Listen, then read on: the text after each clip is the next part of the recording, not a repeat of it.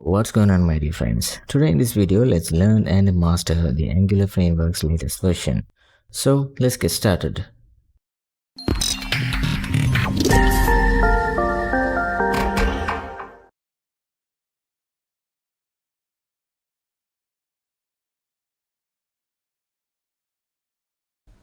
Alright guys, in the previous lecture, we successfully captured the form values using the ng form and the ng model directives. So guys, think if I submit this form data without typing anything, still this form is submitting, and as a value we are getting these empty values. So guys, this is not a good practice. So in a real world application, we store these values inside of a database, right? So saving empty values inside of a database can lead to unnecessary scalability issues. So guys, as a solution for this, we will validate our form's inputs. So in order to prevent the empty values, we can add the required validation. Simply this will show an error to the end user when he tries to submit an empty value. Alright, so in this section, let's see how to add a simple required validation to these input fields. So when we use ng model, we are creating a new instance of a form control class. So let's see what we are getting with this ng model, like the ng form. So in order to look at this inside this ng model, we have to send this ng model value to the app component ts file, right? So for this guys, first we need to declare a template reference variable for this input field. So declare a template variable here. So how do we declare a template variable? Very simple. First add the hashtag. After that add the variable name. So for this we'll add full name. Next bind the template variable to the ng model directive. And don't forget to put this inside of quotes. Guys, in order to work this, we have to keep this the ng model here, and again we have to bind another ng model to this template variable. So otherwise this will throw us a compile error. And also guys, let's change this form's name attribute value to first name. So this is something meaningful, right? Now to inspect the template variable, we have to send this to the component file. So for this we'll use the change event binding, right? So inside this input, let's add the bind change event binding. How do we add the event binding? So simply add this inside of brackets. So the event is change. So next bind this to a method called something get value, and pass this template variable full name to this method as a parameter value, right? So now guys, in the component ts file, let's create this get value method to capture what we are getting. So down here the method name is get value. Inside the parentheses, create a parameter variable something full name and set this type as any. So now inside this, log this parameter to the browser console. Alright, so guys, now save everything and go to the browser. Now enter something in the full name input field and click outside of it. Look at the browser console. We are getting the ng model instance. So expand this and you can see that it has properties similar to those in form group, like valid, invalid and so on. So guys, when we learning form group, I said that the form control also same like this. In here you can find almost every properties that are listed in the form group as well. Alright, so let's add a required validation to this input field and let's see what we will get with this ng model properties. So guys, we can do this easily by adding the required attribute. So this will show an error message when there is no data in the input field. So save this and go back to the browser. Now type something into the full name input and click outside the text box. Look at the console again. As you guys can see here, we got this object here. So now inside this we can see that the invalid property is now set to false and the valid property is set to true.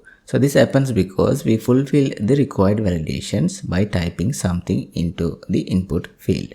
Wait, so let's now clear this input and click outside of it. This time you will see that the invalid property value is true and the valid property value is false. So which means this input field of the full name is now invalid because now this input field is empty. So guys, now using this we can simply validate our form, right? So for this simply we can display an error to the end user using this invalid property. Also now let's display an error message when the input field is invalid. So after the full name input field in the app component HTML file, create a div with the CSS class something alert. So using this CSS class we can add a red text color to this error message. So now inside this div add the message something like full name is required. So guys, save this and go to the browser. As you guys can see here, we got this required message. So now let's show this message conditionally when only this input value is empty. So before that, let's quickly add a CSS style to this so we can identify this as an error. So guys, now simply let's make this text error message text color to red. So inside the component CSS file, add the CSS class which is this alert. Inside this, simply set the color value to red. That's it. So save this and go to the browser. As you guys can see here, this is now in red color. Alright, so next let's load this error message conditionally. So as you guys know, when this text field is empty, this invalid value is set as true. So we'll use this to render this error message. So inside the app component HTML file, add this. So in order to do this conditional rendering, we have to use the if directive, right? For this guys, we'll use the Angular new syntax approach. So guys, how do we add the if condition here? We learned about this, right? So first add the @ symbol. After this, simply add the parentheses and the condition scope. Now guys, inside this simply add the condition which is the invalid property of this ng model. So guys, this ng model is bound to this template variable. So add the template variable full name. After this dot and access the invalid property. So let's now add this error message inside this condition scope. That's it. So guys, simply this will render this error message when only this invalid property return true. Now save this and go to the browser. As you guys can see here, now we can see this error message. Once I start type something inside the text field, as soon as I start typing, this error message disappears from the browser view because this input field becomes valid when there is a value. So now if I clear the input, the error message reappears inside the browser view because now this input field is invalid when this empty. Hope you guys got the idea. Alright guys, in here you guys might notice that the error message is displayed as soon as the form loads inside the browser even before the user interacts with it. So this is not a good user experience, right? So we should not show error message before the user has done anything. To avoid this, we can use another property called touched, which also comes with the form control class. So guys, this touch property becomes true when the user clicks on the input field and then moves away without entering any data. So using this, we can prevent this error message showing in the initial load. So how do we do that? For this, we have to use the AND operator, right? So guys, once again, I want to show this message when two properties are true. So for this, we have to use the AND operator, right? So now inside this condition, let's add the second condition. So after this, add the AND operator, which is two AND symbols. So after this second condition, which is the touch property. So this template variable, full name, after this dot, and touched. So as simply this if loop will execute when these both conditions return true. If any one of the condition return false, this if condition will not trigger. So hope you guys got the idea. Alright, so guys, that's it. Save this all and go to the browser. As you guys can see here, at the initial load we are not seeing this error. So in here, at the initial load, the touch property of this input is now return false, because we still didn't touch this input. So in this case, this touch statement return false. So if one of these return false, this AND operator will not execute this if condition. So that's how we are not getting this error message inside the browser in the initial load. So now click on this input. At this moment, we have touched this input. So now the touch property will return true, right? So if I click outside of the input field without typing anything, as you guys can see here, we got the error message. How this loaded here? As I said, now this touch returns true, and also invalid property return true. So now the both of the conditions return true. In this case, this AND operator will execute this if condition and render this error message inside the browser. So next, if I type something, the error message is removed from the browser view. So in here, now the invalid property returns false. So in this case, this AND operator also return false. So when this return false, this if condition will not execute. So hope you guys got the idea. So guys, this is how this if condition works. So hope you guys got the idea. Alright, so next let's quickly add a red border color to the input field when this field is empty. So how do we do that? It's very simple. For this we have two approaches. So let's look at them one by one. The first approach is, guys, Angular will automatically add some classes to these inputs when loading inside the browser. So if we look at the input fields HTML code inside the browser view, we can see that inside the class attribute, these few classes ng-touched, ng-untouched, ng-pristine, and this ng-invalid. So guys, all of these classes are automatically added by the Angular framework, and we didn't add any of these classes, right? So guys, by using one of these classes, we can simply add the CSS style to this input field. So let's see this in action. So go to the component CSS file and simply add this CSS style. For this, we'll use the ng-invalid Angular CSS class, right? So the class name is ng-invalid. After this, add the CSS scope. Inside this, simply add the style. So set the border to 2 pixel solid and set the border color to red. That's it. So save this and go to the browser. Guys, we have a problem here. This border is applied to this input and also to this total form as well. So how this applied this is style to this form? Guys, if you look at the code, you can see that this ng-invalid CSS class also added inside the form tag. So this is why this ng-invalid style applied to this form. In order to fix this, we have to filter this style only to apply this style to the input fields. So how do we do that? Very simple. Before the CSS class, add the input pseudo class, and that's it. So now save this and go to the browser. As you guys can see here, we got this red border only in the name input. So which means this is working as we expected. Alright guys, so here if I type something, the red border will set to the default border color of this input. So if I again empty this input, this again, we can see this border turn to red color. Perfect, right?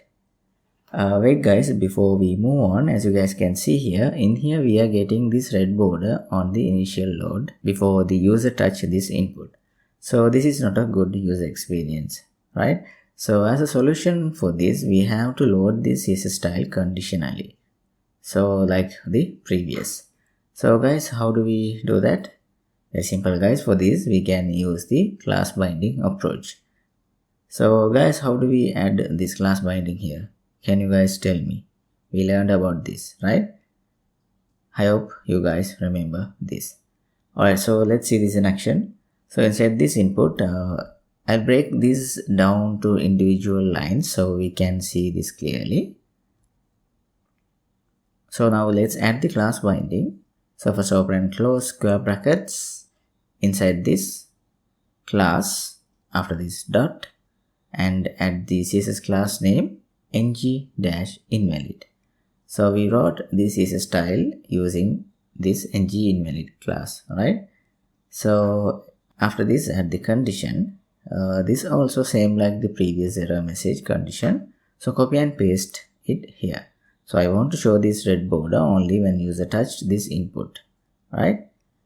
Alright, so save this all and go to the browser. As you guys can see here, at the initial load, we are not getting the red border on this input. So touch this input and click away. As you guys can see here, we got this red border and this error message appears inside the browser. So this is working as we expected. Alright guys, so this is how we do the input validations using the class binding approach. Alright guys, we successfully completed the basic form validations for the required validation. So guys, in HTML we have few different validation types like this required. So in this lecture, let's see how to use them with Angular Forms validations. So guys, think about this scenario, something like this. But if someone adds only a single letter for the name field and submits the form, like typing just the letter A, what do you think will happen? Well, even though this field isn't empty, it's not really a valid input, right? In most cases, we want the user to enter more than just one character, especially for something like a full name. So there is no names that with one letter or characters, right? So if we allow this, bots can attack our database by adding simply invalid values. So guys, in order to handle this, we can simply use the min length validation. So this will ensure that the user must enter at least a certain number of characters before the input considered valid. So let's see an example for this. So guys, first simply add the min length attribute to the name input and set the min length around 3. So now save this and go to the browser. If I click on this input and click outside of it, we are getting the required error validation. Now if I type only one character inside this input, still we are getting this error. If you can remember, in the previous, this error validation disappeared when I start typing inside this input field. But now this required error is still visible even though this input field is not empty. So why is that? Can you guys guess? Guys, now here we added the second validation min length. So the form controls invalid property will return true until all the validations are fulfilled, right? So if I type 3 characters, as you guys can see here, now the validation error disappears. So guys, now this invalid returning false, because now we are fulfilling the both validation requirements, this required and the min length validation requirements, right? So now guys, what I want to do here is, as you guys can see here, we are showing only one required error message here. So now let's show the min length error message as well. So how do we do this? So guys, for this we can take the advantage of another property in this form control, which is this errors property. If I look inside this errors property, when this input field is empty, this returns the required value. If this is not empty, this returning the min length error. So guys, using this we can validate or show an error message for this min length validation. So alright, go to the app component HTML file. Now inside the if block, simply again add another if block and set the condition. So first the ng model, which is this first name, after this dot, and guys, for this error validation we cannot access this errors property directly. This will return a compile error. Wait, I'll show you. So the property is errors, and guys, in here I want to check the required error, so add that here.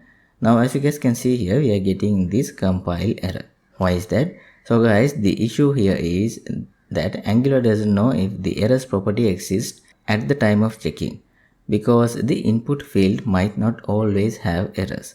So when there are no validation issues, the error property will be null, right? So in this case, Angular will throw one compile error for this.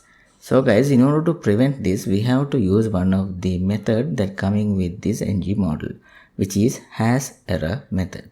So simply after this ng model name, add this dot and the method name has error. Follow this naming convention exactly. So next add the parentheses. So guys, this required parameter of the error we are checking about. So simply pass the required error type as a parameter for this method inside of quotes. So now as you guys can see here, now we are not getting any compile errors.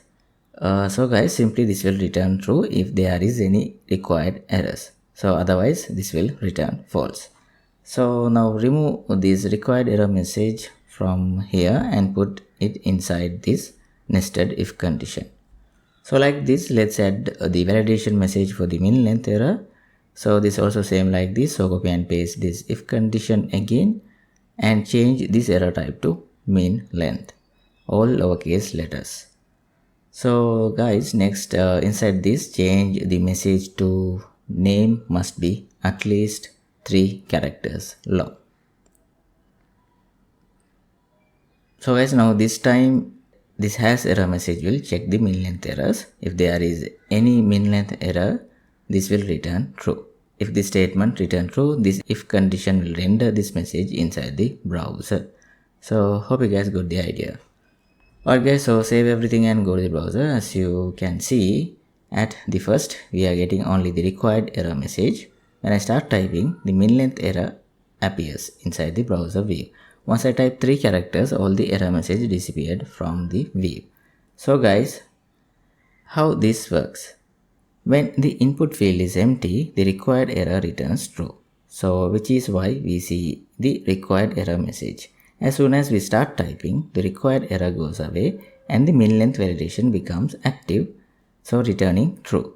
That's why we see the min length error message. Once we fulfill both validations, the both conditions return false. So all the error message disappear from the view. So hope you guys got the idea.